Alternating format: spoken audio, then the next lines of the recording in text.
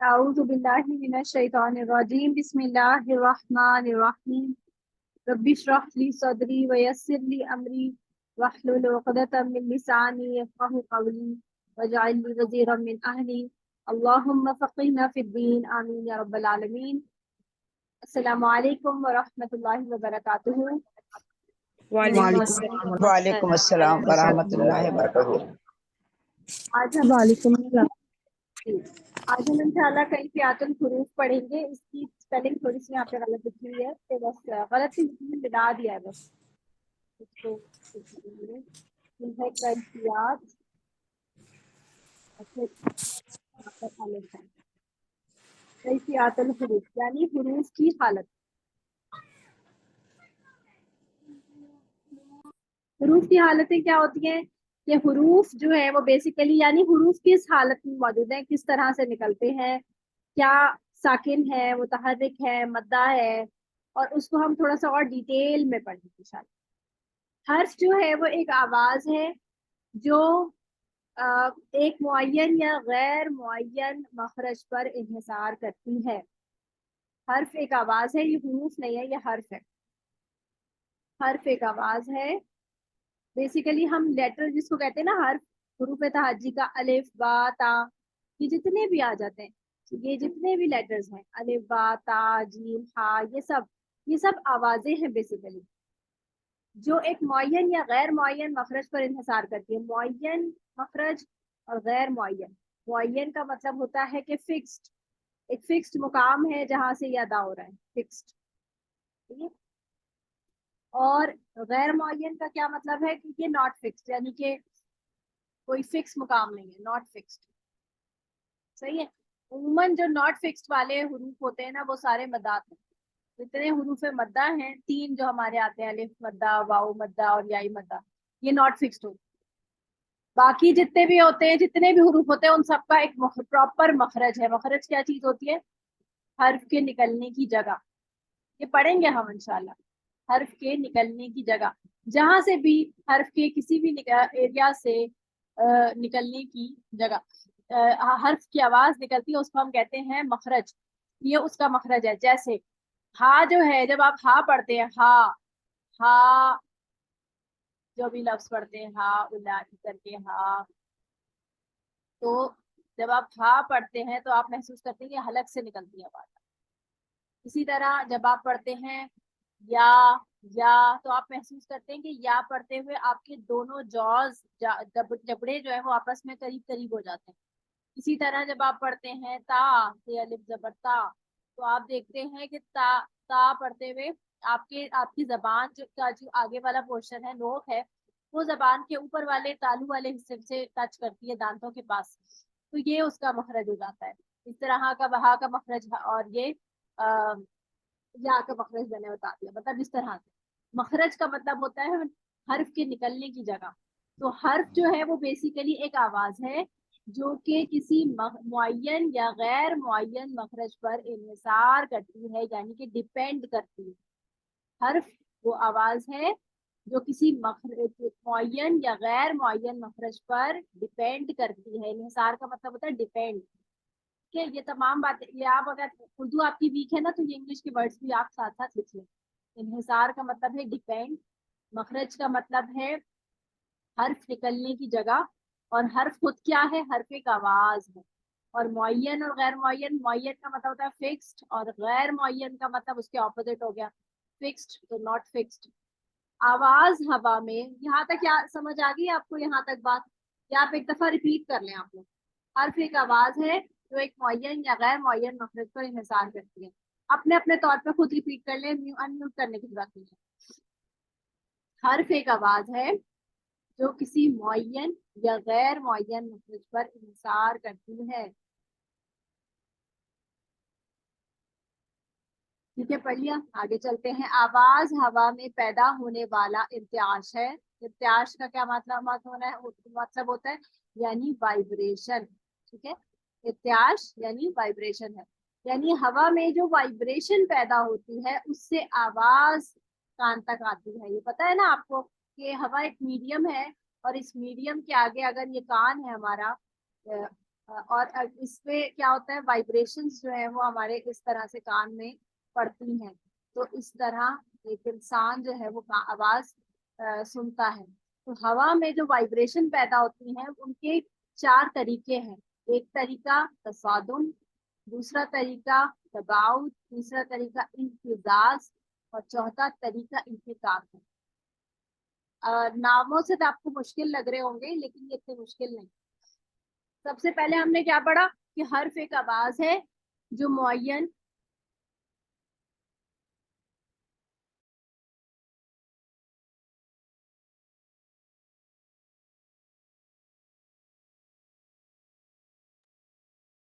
हर्फ एक आवाज है जो कि एक मुअय्यन या गैर मुअय्यन मखरज पर इन्हिसार करती है।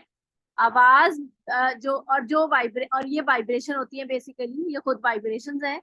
और ये वाइब्रेशंस, क्योंकि आपको पता है साउंड वेव्स भी वाइब्रेशन होती हैं। सही है, आवाज जो है साउंड वेव, उसको वाइब्रेशन ही है ना।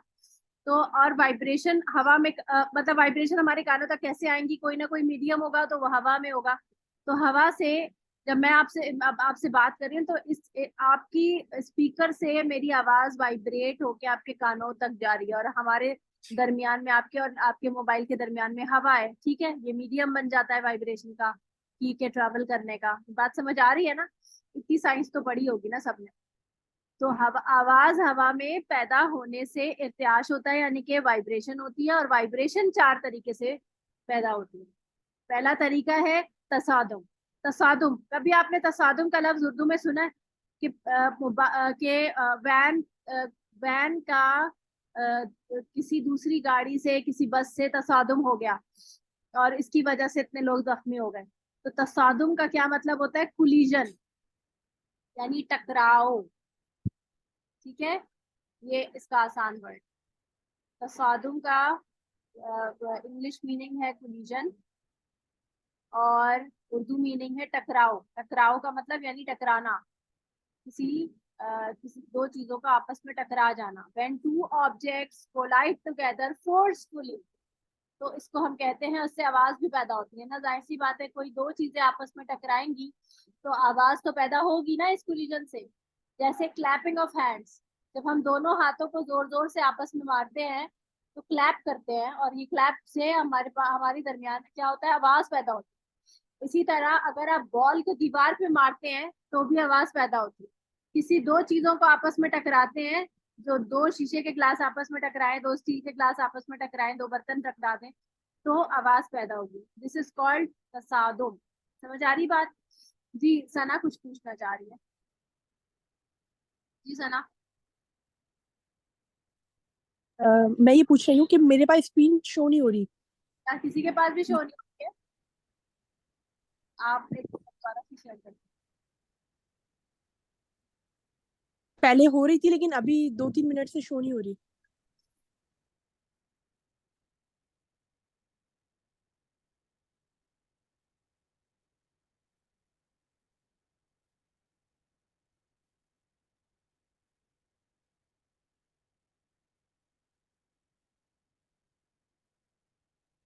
अब आ गई?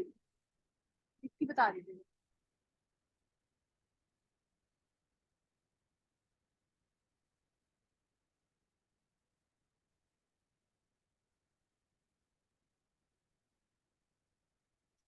नहीं, सना के पास आ गई। सना आप अपना रीजॉइन कर ले, हो सकता है आ जाए।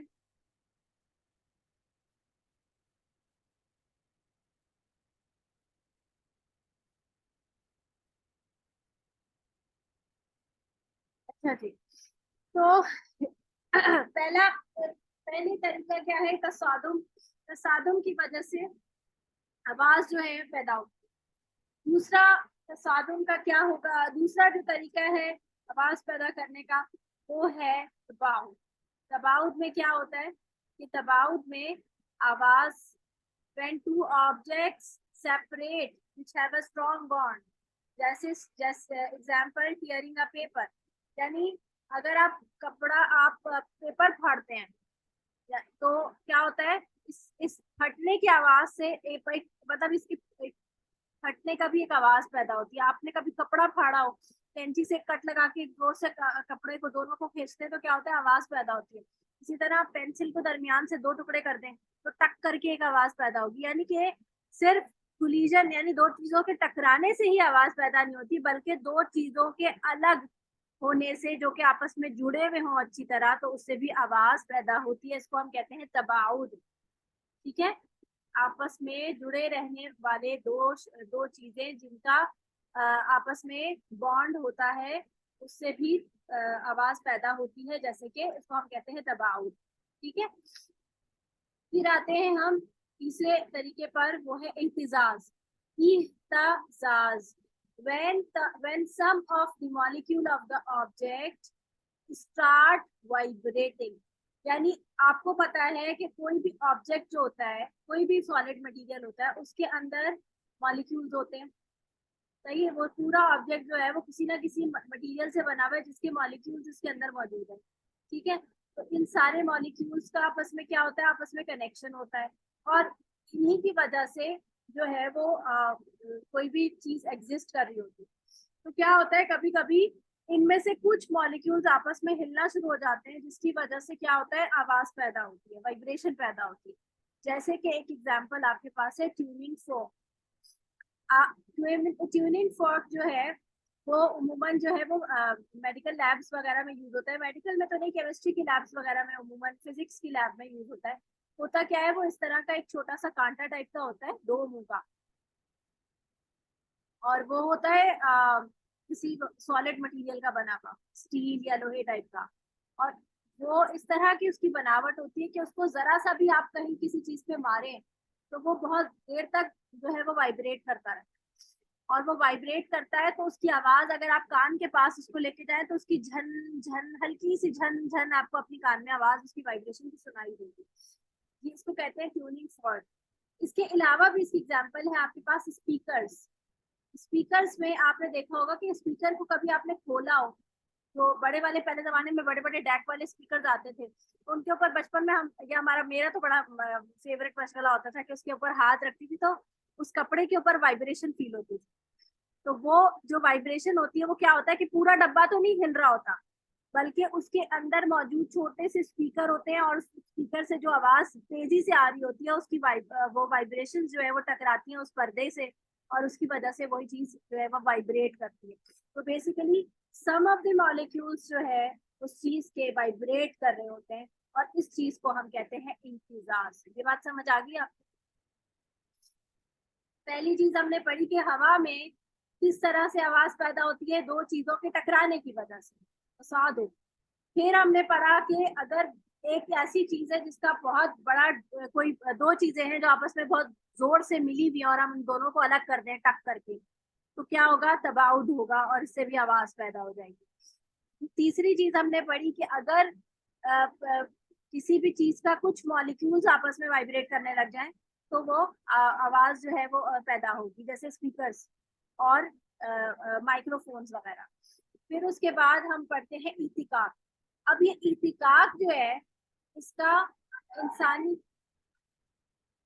एक मिनट,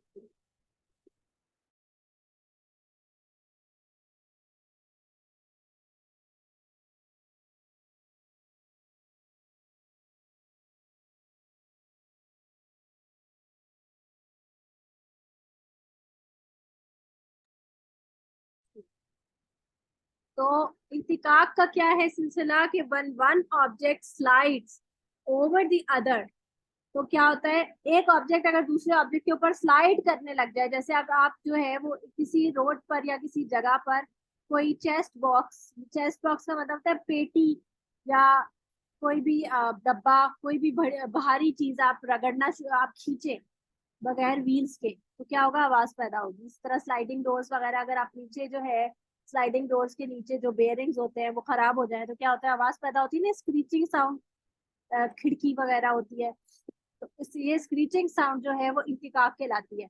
अच्छा, स्क्रीचिंग साउंड हमारे लिए हमारे कोर्स में शामिल नहीं है, इसलिए क्योंकि इंसानी तलफ्फुज में जो हर्फ पैदा होता है, हर्फ जिससे निकलता है, उसमें इंतिकाक का कोई काम नहीं। तो हमने हमारे काम के ये तीन तरीके हैं, तसादुम, तबाउद और इंतिकाक। सही है, यहाँ तक अगर किसी का कोई सवाल है तो मुझसे पूछिए, हैंड रेज करके। ये डॉक्टर शर्मीन ने कुछ हैंड रेज किया हुआ है, कुछ पूछना है आपने? जी अस्सलाम वालेकुम।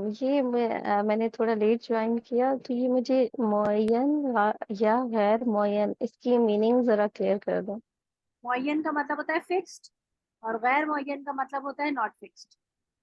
यानी कोई फिक्स मकाम होगा जहाँ जज़ाकल्लाह। से आवाज निकलेगी, और गैर मुअय्यन होगा कोई नॉट फिक्स मकाम, कोई नॉन फिक्स एरिया है जहाँ से आवाज निकल। तो ये हम बाद में जब हम जज़ाकल्लाह। पढ़ेंगे तो इंशाल्लाह उसको डिटेल में। जी गौसिया, गौसिया। जी अस्सलाम वालेकुम। वालेकुम अस्सलाम। मुझे ये पूछना था कि हम डिफरेंशिएट कैसे फिर करेंगे हर्फ में। जैसे तसादुम, तुम आपने जो बताया तो मुझे समझ में आ रहा है कि शायद ये कुछ सॉर्ट ऑफ कलकला जो हम करते हैं उस तरह का है। और तबाउत, आगे पढ़ेंगे ना, इख्तिजाज। अभी तो मैंने सिर्फ आपको तरीके अच्छा बताए। अच्छा, ओके। जी हुमेरा।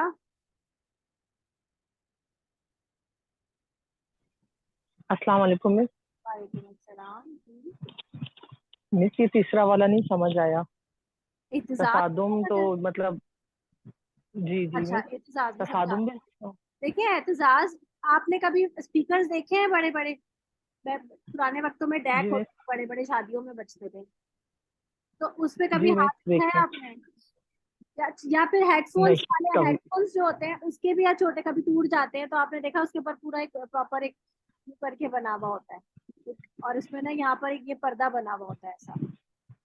और जब इसमें से आवाज चलती है, ये हेडफोन होता है ना ऐसा, तो नीचे वायर चल रहा होता है, जी मिस। ऊपर एक कवर होता है, खूबसूरत सा कवर होता है। अगर आप वो कवर उतार दें तो ये अंदर से ये पन्नी सी निकलती है, अंदर एक गोल्डन या सिल्वर सी पन्नी होती है, वो वाइब्रेट करती है जब आवाज गुजरती है इसमें से। नोटिस किया ये चीज? तो मिस उस आवाज के गुजरने को एहतजाज कहते हैं। नहीं, उस पूरे हेडफोन में उस वाइब्रेशन की वजह से आवाज पैदा होती है। अगर वो पन्नी आवाज से हटा दी जाए तो हेडफोन में से आवाज आना बंद हो जाए।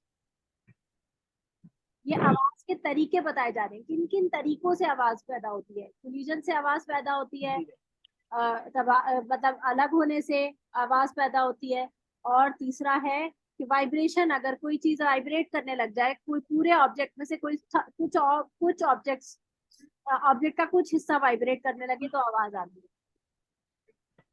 सही है। अच्छा जी, नेक्स्ट है हमारे पास अनीस नियाजी जी।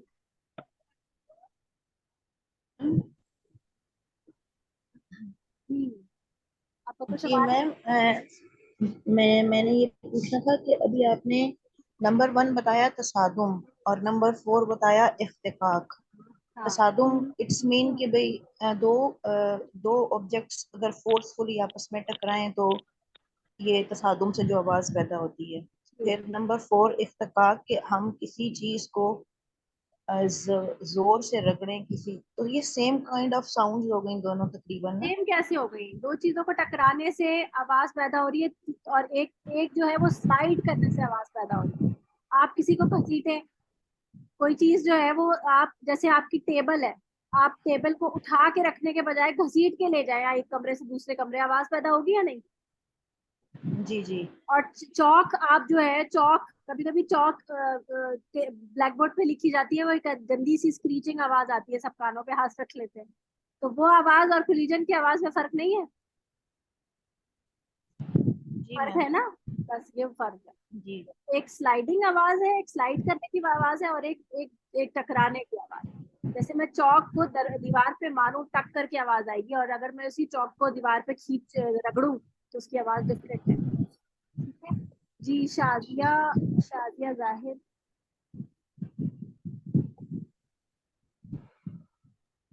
जी अस्सलाम वालेकुम। वालेकुम सलाम जी, बोले। जी मैं ये कहना चाह रही थी कि आप हर उसका ना एक एक मिसाल बता दें साथ अरबी में, तो वो सब फिर ज्यादा क्लियर समझ आ जाएगी। अरबी में मिसाल बताई तो है, मिसाल है मतलब लफज की अभी तो। मसाल के तादुम कैसे हो रहा है, मतलब कि वो लफ्ज कोई अभी हम किसी लफज पढ़ेंगे, के साथ भी। ये अभी हम पढ़ेंगे ना अच्छा अच्छा। Next topic. अभी इतनी जल्दी क्या है आप लोगों को? मैंने कहा यहाँ तक समझ आ गया। नहीं नहीं वो क्लियर ही नहीं, वो थोड़ा सा समझ वहां तक तो आ गया ना कि आवाज पैदा, हवा में चले। आवाज कैसे पैदा होती है, ये तो बात समझ आ हाँ गई। चले, ये बस, चीज तो क्लियर होगी। हाँ, ठीक बस ठीक यही ठीक। समझा रहे थे हम आपको। ये चार चलें ठीक है, तरीके चलें से, ठीक है। जी, 4 तरीके से हवा में आवाज पैदा होती है, जिनमें से 3 तरीके हमारे काम के हैं। चौथा तरीका हमने बस पढ़ लिया है। ये हा है, ये हा नहीं है, ये एडिटिंग मिस्टेक है, इसीलिए मैंने कहा है कि ये किताब अभी जो है वो एडिट होनी है, इस वजह से इसमें जी, चलें ठीक है, जज़ाकल्लाह, चलें ठीक कोई बात है। नहीं, आप म्यूट कर लीजिए। अच्छा, अब हम पढ़ेंगे हुरूफ। अब हम ये तमाम चीजें हमने क्यों पढ़ी हैं आज, हम आज अभी हम उसको आपको एक्सप्लेन करेंगे, हम उससे हुरूफ कैसे पढ़ेंगे। इंसानी तलफ़ुज़ में हर्फ की आवाज कैसे बनती है। तो सबसे पहले हमारे पास हर्फ की एक फॉर्म है साकिन हुरूफ। हमारे पास हर्फ की कितनी फॉर्म्स होती हैं, ये हम देखेंगे। सबसे पहले पहला होता है हरकत के साथ ना मुतहर्रिक, जिसपे हरकत लगी हुई हो, जैसे बा जबर, बा जेर, बा पेश। मैं बा इसलिए ले रही हूँ क्योंकि बा बस वैसे ले रही हूँ, बा कोई भी हर्फ ले सकते हैं आप इसकी जगह। दूसरा जो है वो हमारे पास होता है साकिन फॉर्म में, ठीक है, साकिन फॉर्म में, जैसे बा साकिन। तीसरे तरीके का हर्फ हमारे पास हुरूफ मद्दा और हुरूफ लीन होते हैं, ठीक है। और चौथे तरीके में हमारे पास साकिन ही के अंदर कलकला हुरूफ भी होते हैं, ठीक है। ये हमारे पास हुरूफ की फॉर्म्स हैं। इन्हीं फॉर्म्स को हम इन तरीकों पे पढ़ेंगे। आगे चलते, तो साकिन हुरूफ मखारिज के 2 अज्जा के तसादुम से निकलते हैं। जब हम 2 मखरज को आपस में एक दूसरे से जोर से टकरा देते हैं तो क्या होता है, साकिन हर्फ पैदा होता है। जैसे हमारे पास एक लफ्ज है नून साकिन। नून साकिन खाली पढ़ा जा सकता है, इसको पढ़ने के लिए इसके पीछे कोई ना कोई हर्फ तो होना ही चाहिए। जैसे फर्ज करें मैं हमजा जबर अन, अब ये पढ़ा जाएगा। साकिन नून के पीछे अगर मैं बा पेश लगा दूं तो ये पढ़ा जाएगा। साकिन नून के पीछे अगर मैं ता जेर लगा दूं इन, तो ये पढ़ा जाएगा, वरना नहीं पढ़ा जाएगा, है ना। तो साकिन अज्जा, कोई भी साकिन हर्फ होगा उसको पढ़ने के लिए इसके पीछे कोई ना कोई हर्फ होगा, तभी पढ़ा जाएगा। तो साकिन हुरूफ मखारिज के 2 अज्जा, यानी कि एक पिछला वाले हर्फ का अज्जा होगा और एक दूसरा अज्जा, इसके साथ आपस में मिलेंगे तो क्या होगा, जब ये दोनों के इन दोनों के टकराने से तसादुम पैदा होगा, और इस तसादुम से कोई भी साकिन हर्फ सुनाई देगा। जैसे आप लाम भी ले सकते हैं, मीम भी ले सकते हैं, कोई भी हर्फ, कोई भी साकिन हर्फ तसादुम से अदा होता है। किससे अदा होता है, तसादुम से। इनको अदा करने के लिए मुंह या जबड़े की कोई हरकत शामिल नहीं होती, यानी जबड़े की हरकत शामिल नहीं होती। मतलब जबड़े की हरकत हम कब देखते हैं, कब कब होती है शामिल, जब हम पढ़ते हैं जबर, जब हम पढ़ते हैं जेर, जब हम पढ़ते हैं पेश, तो जबड़े की कुछ ना कुछ हरकत जो है वो शामिल होती है। लेकिन साकिन हर्फ को पढ़ने के लिए जबड़े की कोई हरकत शामिल नहीं होती, सिवाय कलकला मद्दा लीन के। इसमें इन्होंने यहाँ पे साकिन हुरूफ के अंदर कलकला को अलग कर दिया। मद्दा के अंदर भी साकिन हर्फ होता है ना, वाव साकिन, या साकिन और अलिफ खाली। और लीन के अंदर भी वाव साकिन या साकिन होता है। तो इन्होंने साकिन के अंदर की कैटेगरी के अंदर एक कलकला हुरूफ निकाल दिए, मद्दा निकाल दिया और लीन निकाल दिया। मुझे बताएंगे कलकला हुरूफ कौन कौन से होते हैं।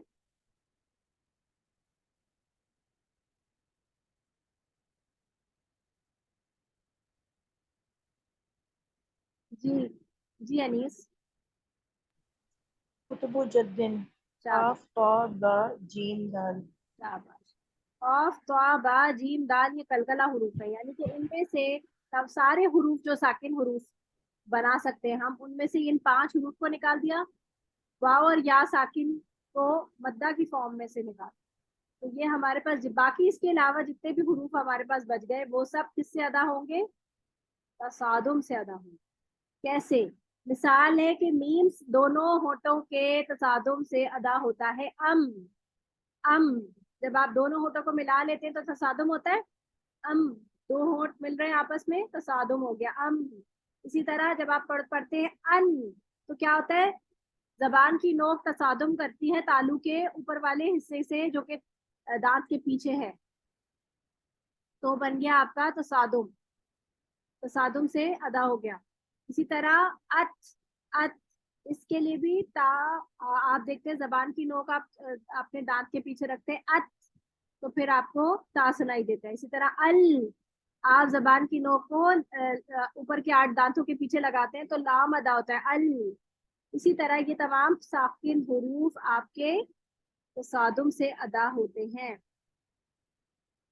तो ये आपके साकिन हुरूफ हो गए। अब इन्होंने कहा कि अब हमने जो दो हुरूफ मद्दा और लीन अलग किए थे, तो अब ये चीज किससे अदा होगी, ये इन्होंने यहाँ पर आगे एक्सप्लेन किया है। यहाँ हुरूफ लीन और मद्दा, हुरूफ लीन और मद्दा क्या है, ये हलक में मौजूद वोकल कॉर्ड्स। वोकल कॉर्ड्स क्या होते हैं, वो जो जहाँ से आवाज निकलती है हलक में हमारे पास, उनकी वाइब्रेशन से अदा होते हैं, यानी एहतजाज से। पूरा हलक वाइब्रेट नहीं करता आपका। वोकल कॉर्ड्स जो होते हैं वो छोटी छोटी 2 गोलियां टाइप की होती हैं, वो वाइब्रेट करती हैं आपस में और इससे आवाज पैदा होती है आपके हलक में। वॉइस बॉक्स जिसको कहते हैं वॉइस बॉक्स, इसमें से तो इसकी वजह से आवाज पैदा होती है। मेरा